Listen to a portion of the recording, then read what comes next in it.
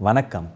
Scale மற்றும் outside callipers மூலம் ±0.5 mm accuracy வைத்து மெஷர்மெண்ட் செய்வது குறித்த இந்த செஷனுக்கு உங்களை வரவேற்கிறேன். வாங்க செஷனை ஆரம்பிக்கலாம். இப்போது இந்த பதிவின் நோக்கங்களை பார்ப்போம். பதிவின் முடிவில் நீங்கள் பின்வருவனற்றை செய்ய முடியும். அளவீட்டுக்கு சரியான திறன் காலிபரை தேர்ந்தெடுக்கவும். அளவை காலிபரில் அமைக்கவும்.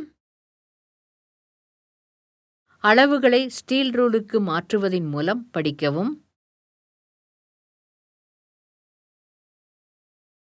இந்த பயிற்சிக்கு தேவையான கருவிகள்: outside callipers, spring and lock joint, steel rule, wooden block, mallet.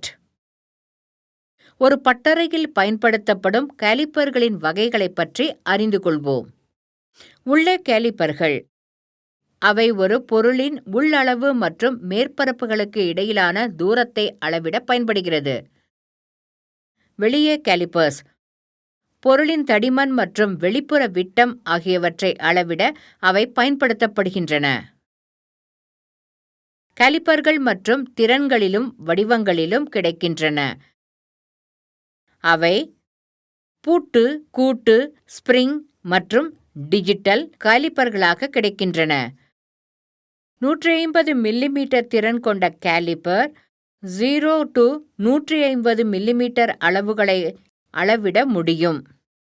வெளிப்புற காலிபர்கள் மற்றும் ஸ்டீல் ரூலை பயன்படுத்தி ஒரு பனிப்பொருளின் விட்டத்தை அளவிடுவதற்கான வரிசையை இப்போது நாம் புரிந்து கொள்வோம். காலிப்பர்களின் ஜாஸ் அளவிடப்பட வேண்டிய விட்டத்தின் மீது தெளிவாக செல்லும் வரை திறக்கவும்.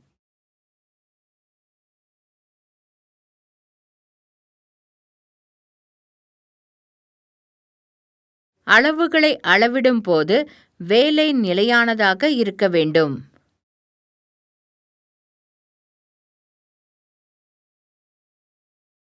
பணியிடத்தின் மேல் காலின் ஒரு புள்ளியை வைத்து காலின் மற்றொரு புள்ளியின் உணர்வை நீங்கள் பெற்றிடுங்கள்.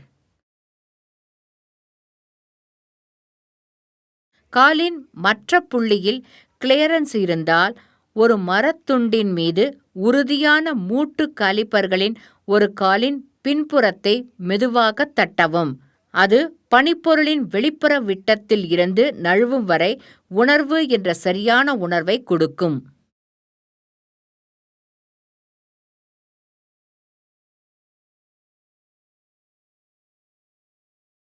வாசிப்பின் துல்லியம் பயனரின் உணர்வின் உணர்வை பொறுத்தது. எனவே சரியான உணர்வை பெற அதிக கவனம் செலுத்தப்பட வேண்டும். காலிபர்களுக்கு வெளியே வசந்த காலத்தில் திருகு நட்டை சரி செய்யவும். இதனால் ஜாக்களின் சரிசெய்தல் பனிப்பகுதியின் வெளிப்புற விட்டத்தில் இருந்து நழுவி சரியான உணர்வை தருகிறது. சரியான உணர்வுக்கு வெளிப்புற காலிபரை சரி செய்த பிறகு அளவீட்டை ஸ்டீல் ரூலுக்கு மாற்றவும்.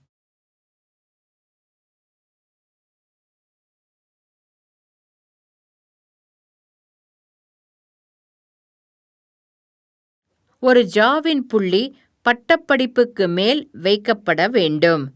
அதனால் மற்ற ஜாக்களின் புள்ளி ஸ்டீல் ரூலின் விளிம்புடன் இணையாக இருக்கும்.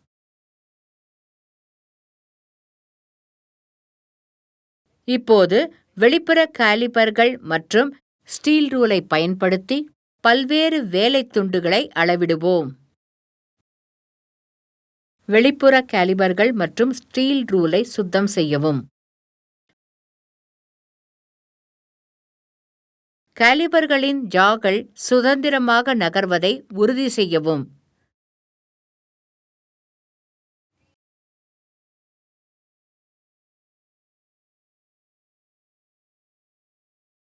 அளவிட வேண்டிய அனைத்து வேலைத் துண்டுகளையும் சுத்தம் செய்யவும்.